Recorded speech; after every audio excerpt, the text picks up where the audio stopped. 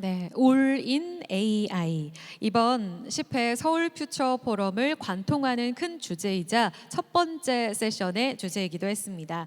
첫 번째 세션에서는 AI 기술 혁신 속에서 개인과 기업의 이야기를 포괄적으로 좀 다뤄봤다면, 두 번째 세션에서는 국가 안보 차원에서 기업들의 생존 전략과 대응 전략은 어떻게 가져가야 할지를 조금 더 깊이 있게 고민해보는 시간을 마련했습니다. 다음 세션의 주제는요, 과학기술과 기술, 경제 안보, AI 패권 전쟁의 생존 전략입니다. 이달 초 영국의 블레출리에서는 세계 최초로 제1회 AI 안전 정상회의가 열렸습니다. 이 자리에서 미국, 중국, 유럽 연합까지 주요국들이 블레출리 선언을 했고요. 이 자리에서는 AI 위험을 막는 데 있어서 공동 대응을 다짐했습니다. 하지만 사실 리더십을 가지고 패권 경쟁에 가까웠다라는 후평이 전해지기도 했습니다. 다소 좀 아쉽죠. 결국 AI 기술 규제에는 뜻을 모으고 있지만 물밑에서는 서로 경쟁적으로 그 패권을 차지하기 위해 치열한 싸움을 보이고 있다라는 해석이 가능합니다. AI의 기술 남용은 앞서서도 이야기를 다뤄봤다시피 위험성을 갖고 있습니다. 이 부분은 우리가 당연히 인지를 해야 될 부분입니다. 자, 그렇다면 이렇게 강대국들의 눈치 싸움과 자국의 이익을 우선하는 분위기 속에서 우리는 어떻게 기술 주권을 지켜가면서 또 한편으로는 AI를 미래 먹거리로 삼고 키워갈 수 있을까요? 그 답을 같이 고민해보는 세션이 될 것 같습니다. AI 패권 전쟁의 생존 전략 라운드 테이블 세션의 좌장을 맡으신 김지현 SK 경영경제연구소 부사장의 챗 GPT로 인한 글로벌 패권 경쟁 속 한국 IT 기업의 위기와 기회 모두 강연으로 두 번째 세션의 문을 열겠습니다. 여러분 큰 박수 부탁드립니다.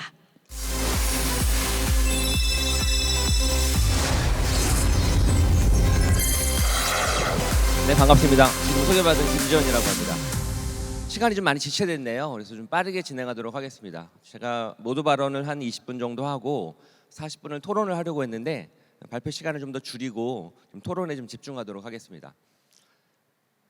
15년 전에 네이버의 검색 시장 점유율이 몇 %였는지 혹시 아세요? 압도적이었습니다. 거의 90%였거든요.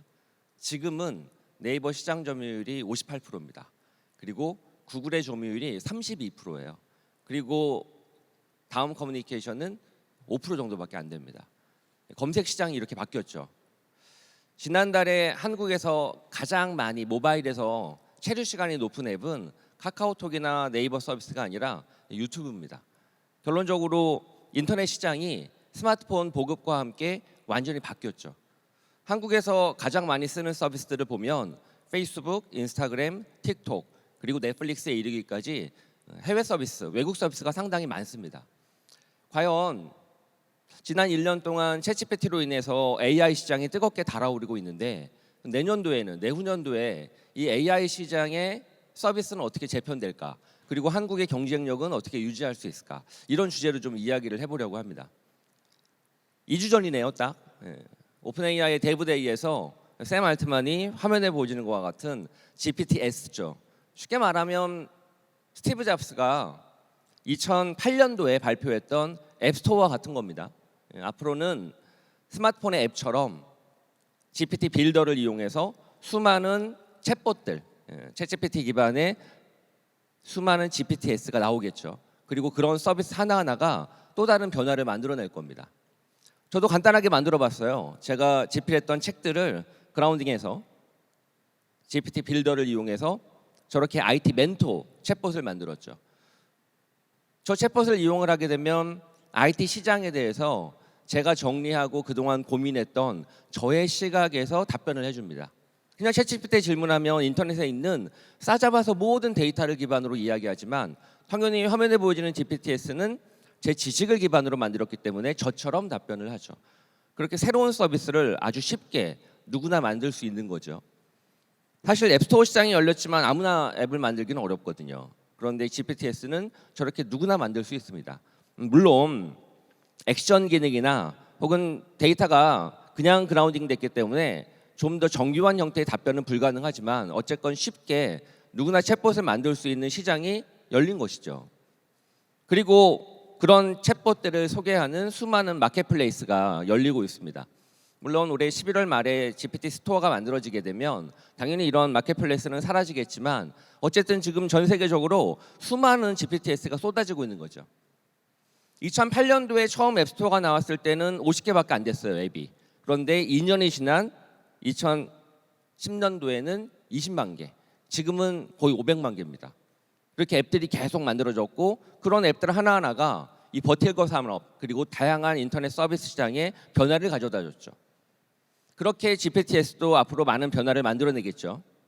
그런 변화는 기존에 있었던 앱들, 여기 화면에 X축입니다. 기존에 있었던 앱들의 품질을 강화하고 서비스 경쟁력을 높이는 데 활용하는 것도 있을 것이고, Y축, 새로운 앱들이 나오겠죠. 마치 예전에 쓰던 네이버 다음 그대로 모바일에서 쓰는 것처럼 X축, Y축은 새로운 앱이 나오는 거죠. 예전에는 팀앱을 컴퓨터에서 안 썼거든요. 예전에는 당근마켓이나 배달의 민족, 카카오티가 컴퓨터에는 없었거든요. 근데 모바일에서는 어울리죠. 그것처럼 새로운 AI 시장, 챗봇 시장이 열리게 되면 새로운 신규 서비스, Y축이 등장하겠죠.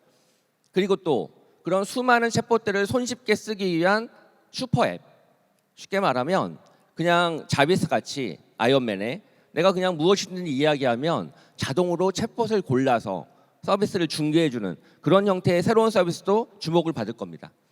화면에 보여주는 게 Y축의 서비스들입니다. AI 컴퍼니언이라고 해서 터키, 그리고 티저 AI, 그리고 제피라고 부르는 생성형 AI SNS인데 저렇게 새로운 시장이 만들어가는 거죠. 쉽게 사용자들이 대화형 기반으로, 상담 기반으로 AI를 통해서 기존에 우리가 사용하던 채팅 서비스, 메신저 서비스, 커머스 서비스, 그리고 소셜 네트워크 서비스를 이용할 수 있는 새로운 시장이 열리고 있죠. 그리고 그런 시장을 누가 지배하느냐? 글로벌 기업이냐? 아니면 한국에 있는 수많은 스타트업들이 이런 시장을 만들어갈 것이냐? 그게 앞으로의 중요한 국가 경쟁력이 되겠죠. 바야흐로 AI가 모든 걸 먹어 삼키는 시대가 됐습니다. 예전에 스마트폰 등장하기 이전에는 내비게이션을 썼고 PMP를 썼고 MP3 플레이어를 썼고 디지털 카메라를 썼죠. 학생들은 공학 계산기, 그리고 기자분들은 보이스 레코더를 썼죠. 그런데 스마트폰 앱이 그 하드웨어를 다 대체했거든요. 그게 지난 10년 동안 이루어진 일인데 이제는 AI가 소프트웨어도 대체하고 마이크로소프트의 코파일럿을 이용하게 되면 오피스 사용 방법이 너무 쉽거든요. 엑셀을 내가 직접 사용하지 않고 소프트웨어를 내가 작동시키지 않고 AI를 통해서 말만 하면 글만 쓰면 자동으로 작동되죠. 그런 AI 시대가 왔다는 거죠. 한마디로 말하면 유저 인터페이스의 혁신입니다. 지난 25년 동안 우리는 컴퓨터를 키보드와 마우스로 그리고 스마트폰을 손가락으로 작동시켰죠. 작동 방법은 우리가 기계에게 다가가야 됩니다. 컴퓨터 사용 방법을 익히고 소프트웨어 사용 방법을 알아서 우리가 사용했어야 되는데 이제 젠 AI 시대, 생성형 AI 시대의 가장 핵심은 생성 그 자체도 있지만 기본적으로 사용 방법이 쉽습니다. 우리의 자연어로 이야기하면 그냥 알아듣고 찰떡같이 알아듣고 AI가 대신 서비스를 해주거든요. 한마디로 말하면 사용자 경험이 바뀌는 겁니다. 이제는 기계가 우리에게 다가오는 거죠. 우리가 기계의 언어를 이해할 필요 없이 기계가 우리 인간의 언어를 이해해서 작동되는 새로운 유저 인터페이스 시대가 왔다. 그러면 시장은 어떻게 재편될 것이냐? 생산과 소비 유통 측면에서 고민을 해야죠. 수많은 앱들이 과거에 만들어졌던 것처럼 수많은 챗봇들이 아까 설명드렸던 GPT 빌더와 같은 그런 형태의 새로운 빌더로 만들어지겠죠. 즉 크리에이터의 시대가 이제 본격적으로 개막되는 겁니다. 유튜브에, 틱톡에, 인스타그램에 수많은 개인들이 영상을 올리고 사진을 찍어서 올리는 것처럼 수많은 챗봇들이 만들어지는 크리에이터의 시대가 오는 것이고, 더 나가서 그런 앱들을, 그런 챗봇들을 만날 수 있는 유통 플레이스가 필요하겠죠. 쉽게 말하면 앱스토어처럼 그런 새로운 형태의 챗봇을 만날 수 있는 채널이 필요합니다. 그리고 이제 세 번째로는 그런 챗봇들을 쓸 수 있는 소비 공간이 필요하겠죠. 과연 컴퓨터에서 할 것인가, 스마트폰에서 할 것인가, 아니면 새로운 디바이스가 필요할 것인가. 그런 측면에서 보면 생산과 유통, 소비 이 세 가지 영역이 다 새로운 비즈니스의 기회죠. 그러면 우리는, 한국은 과연 어떤 빅테크 기업이, IT 스타트업이 생산과 유통과 소비 측면에서 경쟁력을 갖고 글로벌 기업들과 싸워서 경쟁할 수 있을 것인가, 그런 걸 들여다봐야 된다는 거죠. 쉽게 말하면 아이폰 모멘텀이 생긴 겁니다. 2007년도에 아이폰이 나왔고 2008년도에 앱스토어가 나왔고 그리고 그로 인해서 수많은 앱들이 나오면서 이 버티컬 산업 영역에 큰 변화가 있었던 것처럼 작년 11월 30일 챗GPT가 나왔고 그 이후에 2주 전에 GPT 빌더와 함께 새로운 형태의 챗봇을 만들 수 있는 시스템이 만들어졌고 그리고 더 나아가서 그런 수많은 GPTS가 앞으로 모바일처럼 또 다른 변화를 만들어낼 것이고 그 변화 과정에서 새로운 하드웨어 출현도 필요하다는 거죠. 그리고 수많은 시스템과 기술도 필요하겠죠. 저런 젠 AI 서비스를 운영하기 위해선 기본적으로 4가지가 필요하거든요. 첫 번째는 인프라, 두 번째는 AI 엔진, 모델, 그리고 세 번째로는 그걸 잘 운영할 수 있는 FMOPs나 LLMs와 같은 시스템, 그리고 맨 마지막 네 번째로는 챗봇과 같은 새로운 서비스. 우리는 과연 이런 4가지 영역에서 어떤 경쟁력을 가지고 있나? 그리고 우리 한국에 있는 기업들은 어떻게 이 글로벌 패권 경쟁에서 살아남을 수 있을까? 그런 고민들이 필요한 거죠. 그리고 이런 4가지 기반으로 서비스가 챗봇이 제공될 때 어떤 하드웨어에서 구현될까? 단순히 컴퓨터나 스마트폰이 아니라 기존에 우리가 사용하던 로봇 청소기에 들어갈 수도 있고 새로운 소셜 로봇 같은 거에 들어갈 수도 있고 더 나아가서는 새로운 디바이스가 출현할 수 있죠. 메타버스 MR 디바이스나 그리고 샘 알트만에 투자한 휴메인이라고 불리는 회사의 AI 핀과 같이 새로운 챗 GPT가 새로운 젠 AI가 내장된 그런 하드웨어도 앞으로 많이 출현할 겁니다. 그 과정에서 제조 강국인 한국은 어떤 경쟁력을 가질 수 있을까? 이런 주제로 한 30분 정도 토론을 하도록 하겠습니다. 예, 그럼 제 발표는 여기서 마치고 바로 이어서 토론을 진행하도록 하겠습니다. 강연 감사합니다. 말씀해주신 대로 점차 확장되고 있는 이 생성형 AI 생태계 그 안에서 빅테크 기업들의 영향력은 더욱더 커지고 있는 가운데 제조업 강국이었던 우리 한국의 위치는 어디 있는가, 또 생존 전략에 대해서 그 이야기를 토론으로 확장시켜 나가보도록 하겠습니다. 계속해서 이 모두 강연 조금 전에 해주셨던 우리 김지현 부사장께서 토론 좌장을 맡아주실 거고요. 함께 이야기를 나눠주실 두 분 이어서 소개하겠습니다. AI 전쟁의 저자 한상기 테크 프론티어의 대표님 그리고 조성배 연세대학교 컴퓨터과학과 교수님께서 참여해 주시겠습니다.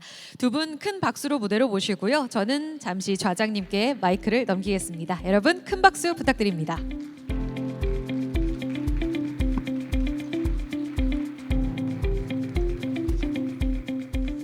네, 편하게 한번 자유 토론을 하는데 우선 그 글로벌 패권 경쟁은 뭐 좀 이따 얘기를 나누고 사실 지난 4일 동안 어마어마한 일들이 있었죠. 예, 챗GPT의 샘 알트만이 복귀를 한 해 만에부터 시작해서 정말 다양한 사건들이 있었는데 당연히 이제 현재 AI 시장의 모든 경쟁의 핵심 코어는 챗GPT가 만들었죠. 오픈 AI가. 그럼 오픈 AI 변화도 우리가 또 주목해서 봐야 되겠죠. 네, 그런 측면에서 대표님과 교수님은 이번 샘 알트만의 이런 변화, 또 축출과 뭐 다시 갔다 마이크로소프트로 다시 들어가고 이런 일들이 반복되고 있는데 어떻게 생각하시는지 한번 그 의견부터 들어보고 그다음에 토론을 진행하도록 하겠습니다.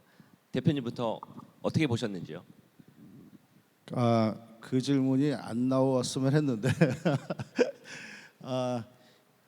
하여튼 주말을 그것 때문에 좀 정신없이 보냈습니다. 정신없이 보냈고 저는 이제 디인포메이션이라고 하는 온라인 미디어를 그 많은 돈을 내고 보고 있는데 거기에서 굉장히 그 깊숙이 했고 오늘 여러 가지 보도가 또 나왔어요. 근데 처음에는 이게 소위 말한 AI의 위험에 경고를 하고 거기에 대해서 안전을 준비해야 된다는 소위 말한 두머라는 그룹과 그다음에 일단 그 발전을 시키고 많은 부를 만든 다음에 그것을 인류를 위해서 좀 더 좋은 의미로 쓸 수 있겠다라고 하는 소위 말하는 이제 부머라는 두 그룹의 어떤 그 갈등이라는 그 보도가 많이 나왔죠. 분석이 많이 나왔는데 좀 다른 것 같아요. 이번에 인터임 CEO로 된 MSCEO가 또 내놓은 메모에서 보면은 그런 이유가 아닌 것 같다. 자기가 조사를 철저하게 다시 하겠다.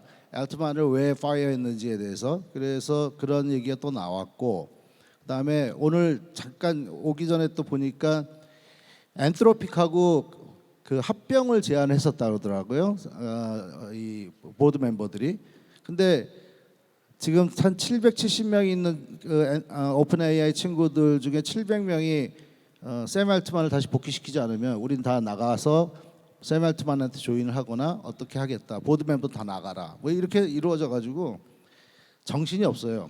그래서 제가 오늘 아침에 페이스북에다가 이 넷플릭스 드라마 이름은 AI 보이즈다라고 했는데 AI 소년들의 이 그러니까 기술적으로 뛰어나고 능력이 저보다 훨씬 뛰어나지만 어떠한 문제에 또는 사회적 조직적인 문제를 대응하는 데 있어서는 굉장히 취약했던 의사결정을 갖고 있었던 게 아닌가. 뭐 분석은 많이 나왔죠. 뭐 오픈 AI의 조직 구성과 그 지분 관계와 이런 것들이 이거의 기본이다라고 얘기하는 뭐 머리사 메이어 얘기도 나오고 여러 가지 분석이 나오는데 아직까지 정확하게 이 해프닝의 발단의 원인이 어딘지 몰라요. 우리가 모르고 아마 발표를 끝까지 안 할 가능성도 있어요. 그게 어떤 개인적인 이슈일지 어떨지 모르지만 하지만 놀라웠던 거는 사티아 나델라가 마지막에 쫙 정리를 하는 그의 뛰어난 경영적 판단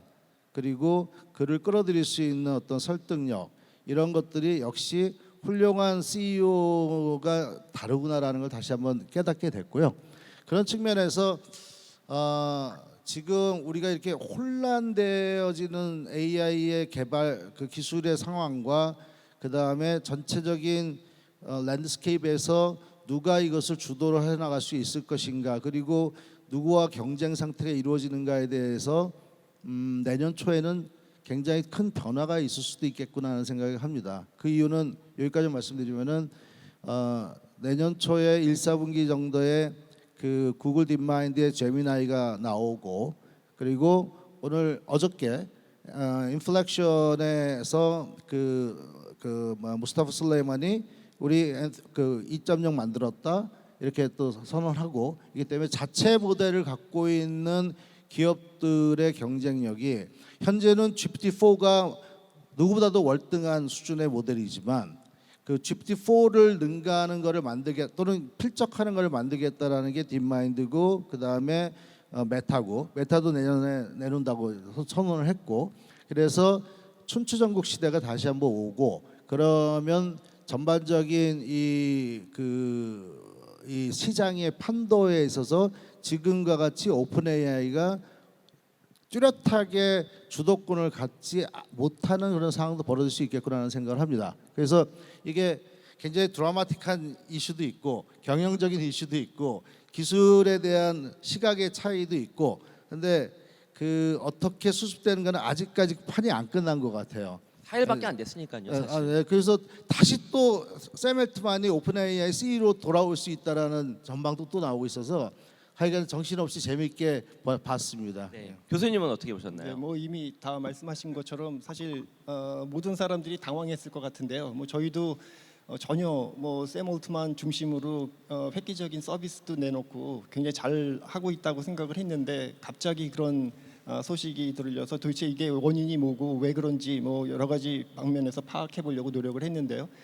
제가 속해 있는 그 인공지능 국내 AI 리더 그룹들 그 카톡방에서도 아주 불났었습니다. 뭐 수백 건 넘게 서로 의견이 교류가 됐는데 모르겠습니다. 뭐 사실 오픈 AI가 처음에 그 만들어진 거하고는 좀 달리 특히 이제 마이크로소프트 그 투자를 받은 다음부터는 약간 서비스라든가 상용화 쪽으로도 많이 신경을 쓰고 있고 아마 그 안에서 내부 갈등이 있지 않았나 싶긴 하고요. 근데 제가 잘 모르겠는 게 미국 기업이라서 그게 가능한지 모르겠지만 뭐 외부적으로도 그렇고 내부적으로도 회사 내에서 그 샘 올트만에 대한 신망이랄까 그런 게 굉장히 큰 걸로 알고 있는데요. 그럼에도 불구하고 보드진에서 그렇게 결정할 수 있었다는 게 굉장히 놀랍기도 하고 아주 귀추가 주목이 됩니다.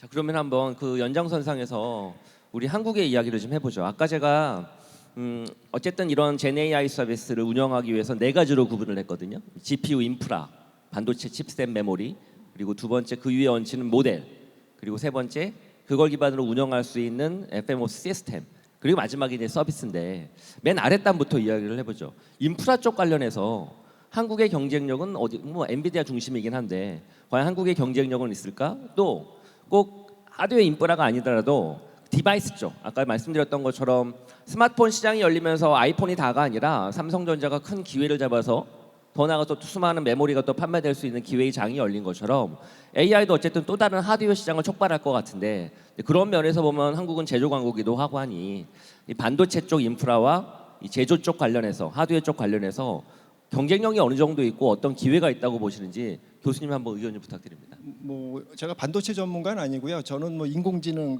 소프트웨어 쪽으로 쭉 연구를 해오던 사람인데, 뭐 지금 말씀하신 것처럼 우리가 행인지 불행인지 제조업 분야에 나름대로 강점을 갖고 있고, 또 삼성전자라든가 SK 하이닉스가 얼마 전부터 소위 그 AI 칩이라고 하는 것 쪽으로 여러 가지 준비를 하고 있어서 아직은 뭐 엔비디아에 필적할 만한 그런 결과가 나오고 있지는 않은데요. 지금 요 추세대로 또 뭐 선택과 집중으로 열심히 지금 개발도 하고 있기 때문에 충분히 승산이 있다고 보이고요.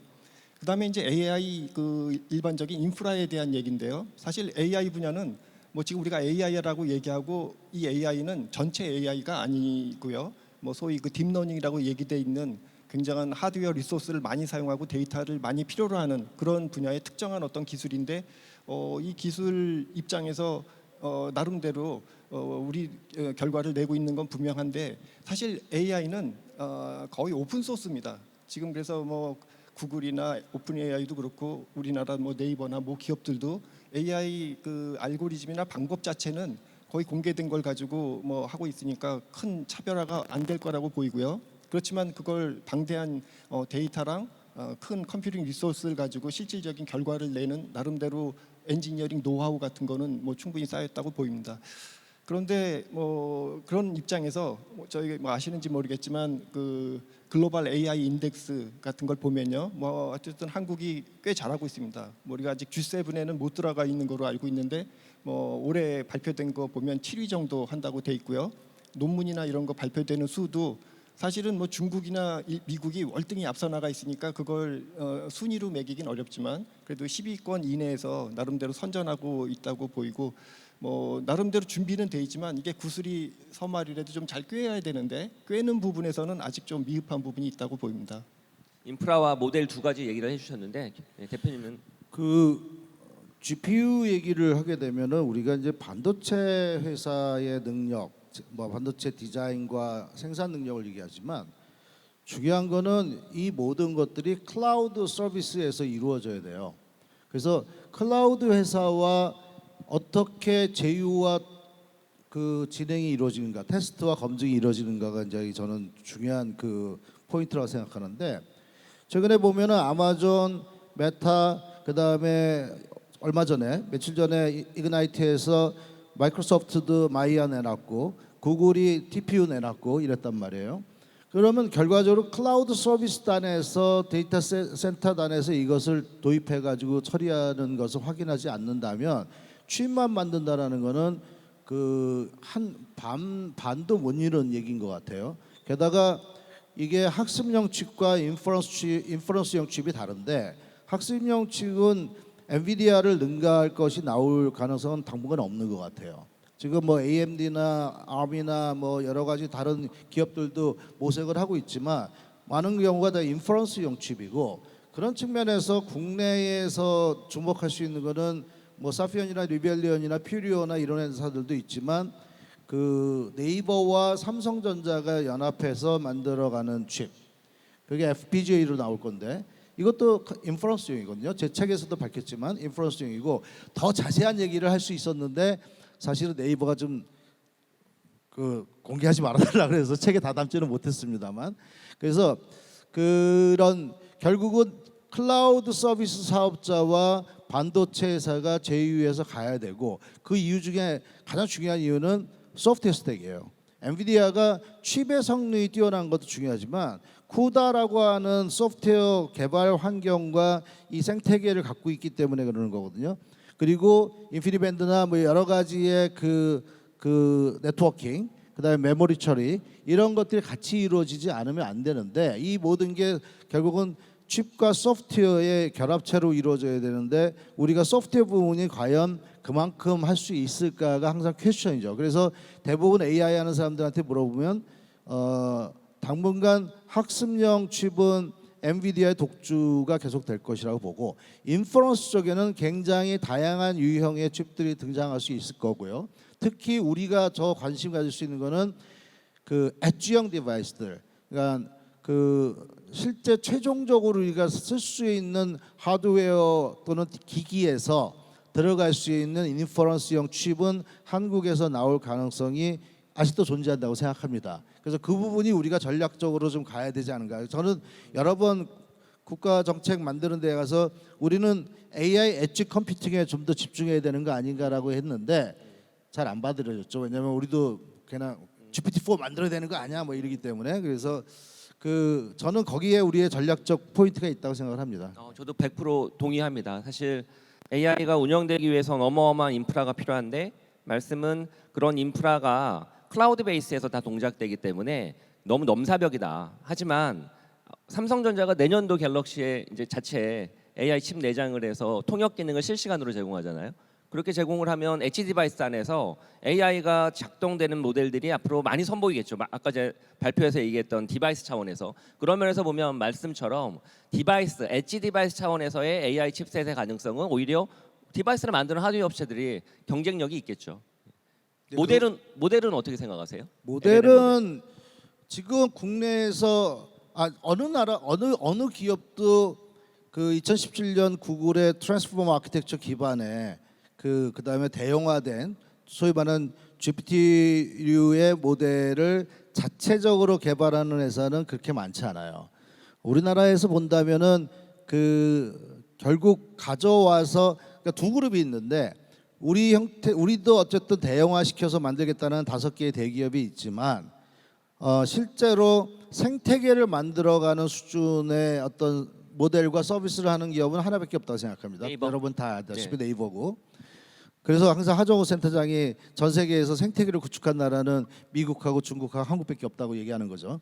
그 다음에 나머지 4개 기업은 각자의 영역에서 버티컬한 영역이나 특정한 영역에서 그 LLM을 사용하는 거고, 많은 지금 중견 기업들의 경우에는 뭐 17B나 아니면 70B 정도의 중간 사이즈의 라마 계열 같은 그 오픈 소스 계열을 가져다가 특화시키고 그것을 프라이빗 클라우드에다가 집어넣거나 아니면 설치형으로 만들어가겠다는 건데, 모델을 자체적으로 만들어낼 능력은 없는 것 같아요. 그리고 당분간 그것도 없을 거고, 모델을 만든다는 건 새로운 아키텍처를 만드는 방법과 기존 모델을 굉장히 엔지니어링을 잘해서 굉장히 좋은 퍼포먼스를 갖게 만드는 건데, 저는 뭐 그쪽 분들하고 굉장히 자주 얘기를 하지만 그게 굉장히 많은 돈과 엔지니어링이 들어가는 일이고, 제가 항상 이 기업들 가거나 아니면 뭐 공공기관 가면 우리도 그런 거 뭐 이러면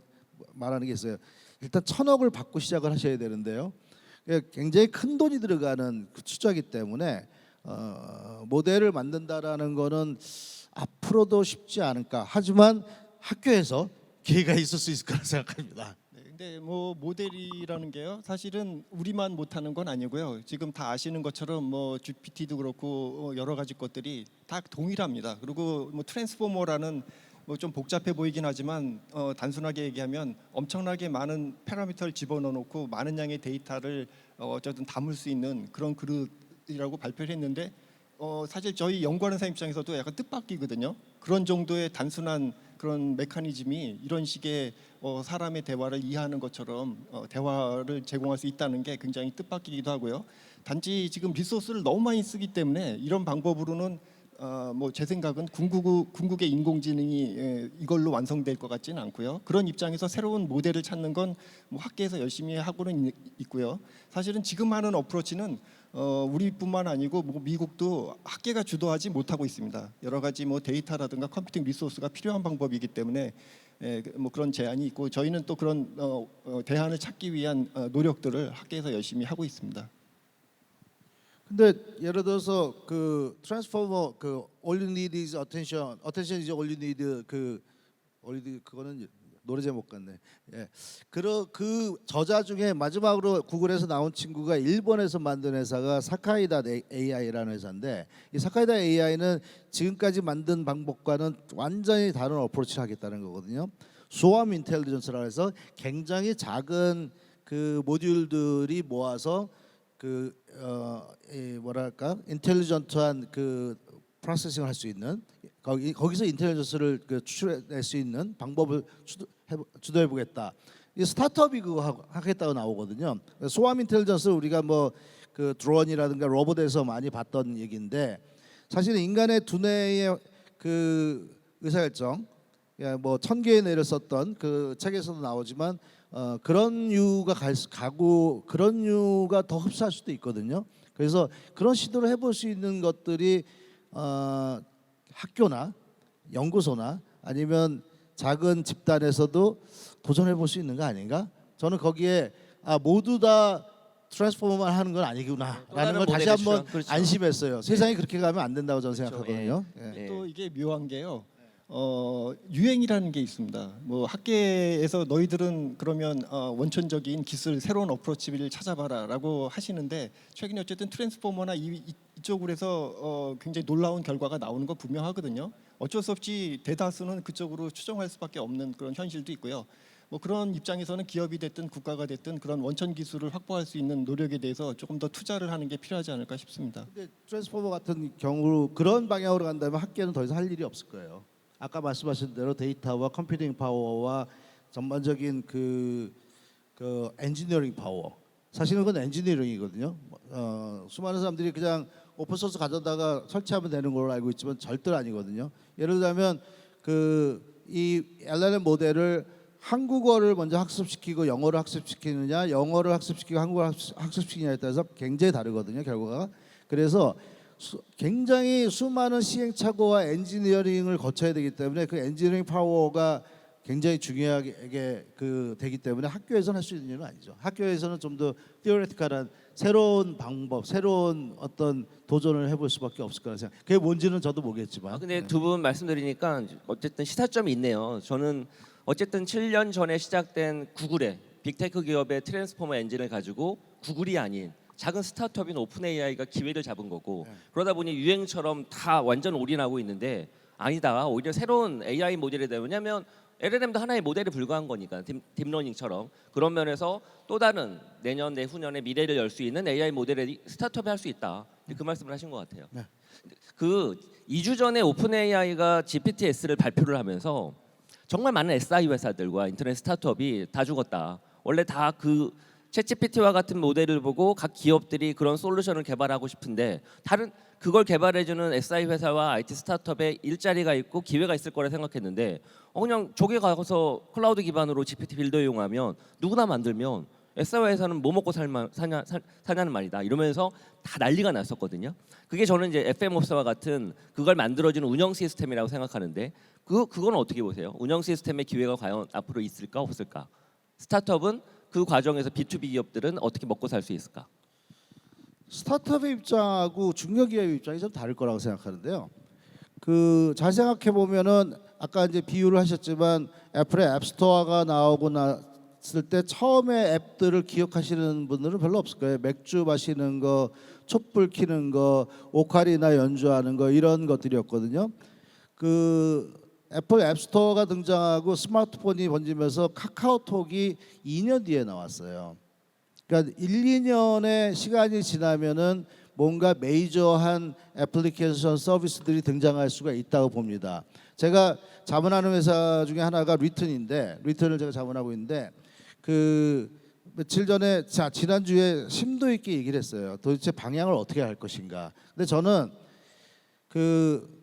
GPT 스토어가 과연 만들어질지 모르겠어요. 이번에 이 상황의 근원 중에 하나가 사실은 그거 너무 빨리 발표해서 그 문제가 많다라는 게 이제 일리아 스키버의 비난이었는데 만약에 만들어진다고 가정한다면 거기에서 의미 있는 메이저 애플리케이션 서비스가 등장하는 데까지 저는 6개월 내지 1년의 시간이 있을 거라고 봅니다. 그러면 지금 많은 스타트업들 입장에서는 그 생태계 위에서 카테고리별로 메이저 탑5 안에 들어갈 수 있는 기회가 열려 있기 때문에 그런 거를 우리가 모색해 봐야 된다는 거고 그렇다면 모두 다 글로 갈 거냐? 중견기업들은 당연히 많은 기업들에서 좀 더 시큐어하고 좀 더 retrieval augmented 뭐 generation을 하던 RAG이라고 하는 걸 하던 해서 자기 쪽에 튜닝된 모델을 갖고 싶고, 그 다음에 자기 안에서 우리가 컨트롤할 수 있는 수준의 어떤 뭐 시스템을 갖고 싶어하기 때문에 그건 뭐 주권의 문제도 있고요. 그래서 네이버도 뉴로 클라우드라고 해서 그런 것들을 사실은 공급하는 형태의 설치형 제공하고 있단 말이에요. 그런 회사들은 이 스토어랑 상관없이 그 SI성이라고 얘기할 수 있는 쪽으로 계속 갈 거예요. 그리고 많은 기업들이 그렇게 갈 거라 저는 생각을 해요. 그리고 많은 국가들, 특히 동남아시아나 중동이나 이번 일본까지도 그런 시장이 있을 수 있기 때문에 거기에는 또 기회가 있을 거라 생각합니다. 그러니까 세상에 이렇게 뭐 하나가 나온다고 해서 세상이 다 뒤집어지진 않잖아요. 우리가 어떻게 보면은 크게 흐름을 바꾸기는 하는데 분명히 그게 굉장히 큰 흐름을 만들어내겠지만, 그러면 구글은 어떻게 할 거고 메타는 어떻게 할 거고 아마존은 어떻게 할 거예요. 그 회사들이 다 있기 때문에 결코 오픈 AI, 마이크로소프트의 생태계로 다 블랙홀처럼 흡수되지는 않을 거라 생각합니다. 네. 그 말씀을 들어보니 사실 2주 전에 오픈 AI 데브데이를 보면서 저는 약간 의외다라고 싶었던 게 샘 알트만의 표정이 그렇게 밝지가 않았거든요. 원래 데브데이 행사는 축제와 파티 분위기인데 너무 어둡더라고요. 근데 말씀처럼 이번에 축출의 이유도 뭐 여러 가지가 있을 수 있겠지만 GPT-S랑 GPT-스토어가 너무 빠르게 발표했다. 그걸로 발생할 수 있는 사회적 혼란과 문제 안전성에 대한 검증이 너무 약했다. 이런 이야기들이 있거든요. 조금 더 얘기해도 될까요? 예. 네. 그래서 그 디 애틀란틱에 굉장히 상세 보고서가 나왔어요. 제가 어저께 그 번역을 해서 딥엘러 번역해서 주변에 이게 뿌렸는데, 이 분란의 시작은 챗GPT 발표에서부터 시작이 됐다는 거죠. 원래 챗GPT를 만들어서 그 리서치 프리뷰를 했을 때 최대 사용자는 한 10만이 될 거라고 생각을 했대요, 내부에서. 근데 1억 명이잖아요 지금.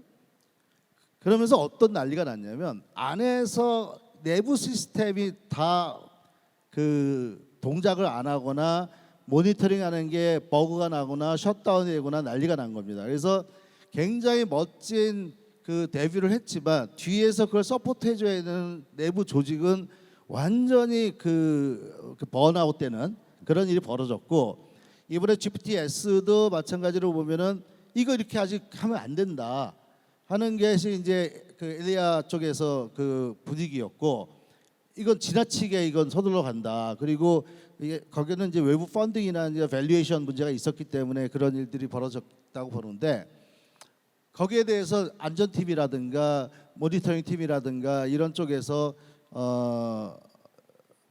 어떻게 보면은 반동의 문제가 있었던 거죠. 쿠데타의 문제가 있었던 건데 그게 단지는 모르겠어요. 근데 그게 굉장히 주요한 요인이 됐고 1년 동안에 굉장히 많은 애들이 들어왔다 나가고 실제로 뭐 정신적으로 문제가 생긴 사람도 생기고, 그러니까 갈아 넣은 거죠. 아이들을 갈아 넣었기 때문에 그거에 불만도 쌓였지만 결국 마지막에는 또 700명이 나도 쟤 따라갈래 하는 거 보면은 역시 돈은 굉장히 중요하고 위대하다라는 결론을 다시 한번 내릴 수 있죠. 그렇죠. 그 교수님은 아까 다시 얘기로 돌아와서 인프라와 모델 그 위에 얹히는 시스템 운영 그리고 IT 스타트업의 기회에 대해서 어떻게 생각하십니까? 네, 그래서 하여튼 사실은 뭐 오픈 AI가 할 줄은 몰랐는데요. 뭐 GPT 스토어나 이런 거는 언젠가는 만들 거라고 생각했는데 그게 너무나 빨리 이루어지고 있는 게 문제인 것 같습니다. 그래서 스타트업 포함해서 기업들이 그런 걸 사전에 대비해서 다음 수를 두기가 너무 좀 급해진 게 아닌가라는 생각이 들고요. 뭐 이 분야가 워낙 그러니까 또 어쩌면 수긍해야 될 부분도 없지 않아 있다고 생각이 되고, 그래서 기업 입장에서도 좀 맥락을 읽으실 필요가 있을 것 같아요. 예를 들면 당장 손쉬운 거 뭐 GPT든 뭐든 API 가져다가 웹업하면 금방 소프트웨어 만들 수 있고, 그런데 그런 식으로 임기응변식으로 즉각 하는 일들은 남들도 쉽게 할 수 있기 때문에 롱런하기는 좀 어려울 것 같거든요. 그런 면에서는 뭐 기업 자체도 그렇고 뭐 우리나라 자체 뭔가 좀 전략적으로 대처하는 그런 노력이 있으면 어떨까 싶고요. 어쨌든 뭐 여기에 핵심은 기술도 기술이지만 기술이 도입되는 속도가 너무 빠르다라는 걸 인식하셨으면 좋겠습니다. 그러니까 2007년에 아이폰이 나왔고 2008년 10월 달에 앱스토어가 나왔고, 그리고 앞서 말씀드린 것처럼 20만 개 넘는 앱이 등장한 게 그 2년 후니까 4년 동안 이루어진 일인데 그게 사실 오픈 AI는 거의 1년 만에 속도전으로 이루어지니까 변화가 너무 빠른 것 같기는 합니다. 자, 그럼 이제 10분 정도 남아서 마지막 주제에 대한 이야기를 좀 드리고 싶습니다. 아까 제가 마지막에 이야기했던 내용이 과연 이런 제너레이티브 AI 서비스를 사용하는 게 컴퓨터나 스마트폰과 같은 디바이스에서일까? 사실 기존에 보면 텔레비전이 나온 이후에 방송국이 만들어지고 컨텐츠가 만들어지고 수많은 프로그램이 나온 것처럼 컴퓨터가 나오고 웹브라우저가 나오고 홈페이지 웹 서비스가 나왔거든요. 스마트폰이 나오고 거기에 이제 앱이 만들어지면서 항상 변화가 시도됐는데 이번은 뭔가 거꾸로가 된 것 같아요. 디바이스가 먼저 나온 게 아니라 AI 기술이 먼저 나오고 그 다음에 그 기술을 적용할 수 있는 수많은 또 새로운 형태의 뉴 디바이스가 나오지 않을까 싶은 생각이 들고, 그런 면에서 보면 어쨌든 한국의 하드웨어 경쟁력은 세계적 수준이 과연 그런 AI를 탑재한 새로운 뉴 디바이스의 시대가 열릴까? 그리고 거기에 우리는 어떤 경쟁력을 가지고 있을까? 그 주제에 대한 이야기를 한번 들어보고 싶습니다. 대표님은 어떻게 생각하시나요? AI 디바이스에 대해서. 저는 오랜만에 내년 CES를 갈 예정입니다. 이유가 이것이 AI는 보통 스며드는 기술이거든요. 어디나 다 들어가는 스며들어가는 기술인데 얼마나 재미난 혁신적인 디바이스들이 나올까라는 생각. 그 다음에 이제 그 메타 표준이 되면서 아주 쉽게 상호 접속할 수 있는 것들이 나와서 내년엔 좀 재밌는 게 많이 보일 거다라고 했어요. 그래서 국내에서도 이번에 위스퍼라고 해서 반지 모양으로 할 수 있는 그 회사 대표가 저를 찾아왔었는데 그런 이제 혁신상 받았죠 이번에. 그런 류의 아이디어 상품들 또는 흥미로운 안경이 될거나 아니면 뭐 로봇이 되거나, 그러니까 그동안 우리가 가정용 로봇이 다 실패했거든요. 다 실패했는데 좀 더 대화가 이루어진다라고 한다면은 어떻게 달라질까? 그다음에 저는 빨리 보고 싶은 게 우리 차에 있는 내비게이터가 나랑 그 내비게이션 시스템이 나랑 대화하는 거예요. 가장 많은 사람들이 대화를 시도하지만 걔가 아무런 대답을 안 해서 좌절에 겪고 있지만 이제 우리가 불평을 하고 그러면 이제 얘가 반론을 하겠죠. 그다음에 그 수많은 집안에 들어가는 디바이스나 우리가 장착하는 것 중에서 대화가 필요한 것들이 무엇일까를 생각해 보는 게 중요할 것 같고요.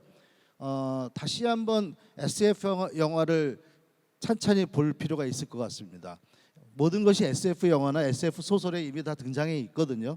그래서 저는 이 사업을 하시는 분들의 상상력을 하기 위해서는 SF 소설과 SF 영화 추천해 주신다면 어떤? 물론 허 얘기 많이 하는데요. 저는 최근에 나온 것 중에서는 엑스마키나가 보여줬던 것이 가장 충격적이었고, 가장 철학적인 거는 역시 스페이스 2001 스페이스 오디세이 2001이었고, 그 다음에 뭐 수많은 것들이 나왔잖아요. 아이로봇은 사실은 원래 소설과는 굉장히 다른 얘기를 만들어낸 거고요. 이름만 제목만 가져온 거고, 그리고 뭐 그 아시모프의 파운데이션이라든가 이런 거 다시 보았으면 좋겠어요. 7권이지만 보기는 쉽지 않겠지만. 그리고 또 저기 있죠. 그 테드 창 소설들, 최근에 이제 우리 주목받고 있는 테드 창 소설들 중에서 소프트웨어 객체의 생애주기 같은 것은 우리가 이런 아티피셜 라이프와 어떤 관계가 될 것인가. 저는 이제 김지현 부사장한테도 여러 번 얘기했지만 저한테 위로와 위안을 줄 수 있는 디바이스에 굉장히 관심이 많거든요. 그 객체에 대해서, 에이전트에 대해서. 그래서 정말로 이제 대화를 할 수 있는 어떤 상대가 등장할 수 있구나. 그것이 감성형 뭐 대화일 수도 있지만 인플렉션이 보여주고 있는 모습, 캐릭터 AI가 보여주는 모습, 뭐 터키나 아니면 레플리카가 보여주고 있는 모습, 이런 것들은 저는 굉장히 주목하고 있는데 저보다 한참 어린 세대들한테는.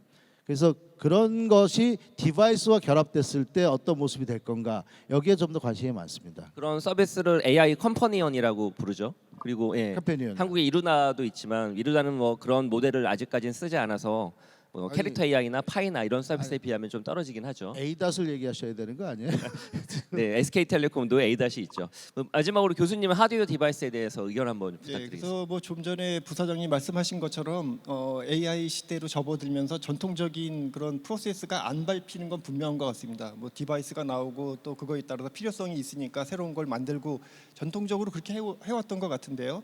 뭐 아이폰도 그랬지만 지금 뭐 챗GPT나 아니면 생성형 AI 같은 경우에도 사실은 뭐 꼭 그거 필요하다고 누군가 요구 사항을 제시한 적은 없는 것 같거든요. 근데 뭐 이렇게 저렇게 만들다 보니까 그런 정도의 모든 사람들이 실제 사람하고 대화하는 것 같다는 느낌이 들 정도의 높은 수준의 그런 시스템을 완성하게 된 거고요. 또 그런 서비스가 나오니까 그거에 또 걸맞게 거꾸로 이걸 이용해서 새로운 디바이스나 이런 것들이 무엇이 있을까를 또 비즈니스 영역으로 찾는 분들이 상당히 많아진 것 같습니다. 좀 전에 말씀하신 것처럼 오라 링 같은 것도 있었고요. 링이나 손목 시계나 이런 여러 가지 디바이스들에 이런 식의 대화하는 기능을 넣었을 때 얻을 수 있는 혜택들이 많기 때문에 아마 안경, 반지, 손목시계 이런 것들이 많이 나오지 않을까 싶습니다. 그 20년 전에 컴퓨터가 만든 웹의 생태계, 그리고 10년 전에 스마트폰이 만들어낸 모바일 생태계처럼 또 이 챗GPT가 촉발한 AI 시장도 새로운 플랫폼, 새로운 생태계가 만들어지고, 그게 단순히 서비스, 소프트웨어 이런 분야뿐만 아니라 아까 이야기한 하드웨어 디바이스까지도 영역이 넓혀지고 있어서 사실 새로운 기회가 오고 있다고 해도 무리가 아닌 것 같아요. 마지막으로 두 분 하시고 싶은 말씀 하고 마무리를 하도록 하겠습니다. 네. 저는 우리가 이제 비즈니스 섹터에서는 이러한 새로운 어떤 기회들을 많이 보겠지만 AI가 AI 기술 자체가 우리 사회와 인류에게 어떠한 진정한 도움을 줄 것인가에 대해서 우리나라는 어떻게 참여할 것인가를 좀 고민을 했으면 좋겠어요. 제가 가장 존경하는 회사는 딥마인드입니다. 저는 오픈AI를 그렇게 존경하는 거 없어요. 걔네도 그냥 흥미로울 뿐이지. 근데 딥마인드는 알파폴드를 내놓고요. 최근에 날씨를 예측하는 10일 뒤에 날씨를 예측하는 또 그 기술을 내놨거든요. 그리고 많은 AI를 진정으로 하는 연구자들은 그 선과 같이 해서 새로운 입자를 찾는 물리학의 어떤 그 도움을 줄 수 있는 걸 하고 있고, 저는 얼마 전에 인문학자들하고 토론하면서 우리 AI 기술이 우리 사회에서 해야 될 크게 두세 가지가 있다면, 첫 번째는 경제적 사회적으로 엄청나게 이루어지는 불균형, 불평등, 이거를 어떻게 해소할 것인가, 이 AI 기술을 통해서 이것을 어떻게 해소하거나 완화시킬 것인가를 우리가 고민해야 되고, 두 번째, 사람들이 갖고 있는 지금 외로움, 이 외로움의 문제, 이 문제를 AI가 어떻게 해결해 줄 것인가. 세상 사람들이 77억 명이나 됐는데, 제가 어렸을 때 30억 명이었는데 지금은 다 외롭다 그러거든요. 다 고통받는다 그러고, 앞에 불평등이 여기까지 연결됐는지 모르겠지만 어쨌든 지금은 굉장히 다 분리돼 있고 아이솔레이트된 그런 존재로 살아가는데, 이거를 AI가 어떻게 할 건가. 세 번째, 지금 닥치고 있는 기후 위기에 대해서 우리는 AI를 어떻게 활용할 것인가.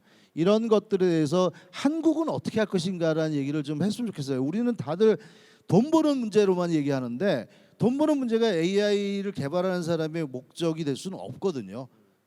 저는 국내에서 만들어지고 있는 국가 정책이나 여기서 나오는 프로젝트가 이런 쪽에 좀 더 신경 썼으면 좋겠다. 그래야지 우리도 외국 가서 떳떳하게 안전이 어떻고 하는 얘기를 할 수 있지, 그냥 우리 이런 앱 나왔는데요 이런 거 갖고선 해외에 가서 너희들과 동등하게 안전 문제와 이 거버넌스 문제를 얘기할 수 있어라는 얘기 못 할 것 같거든요.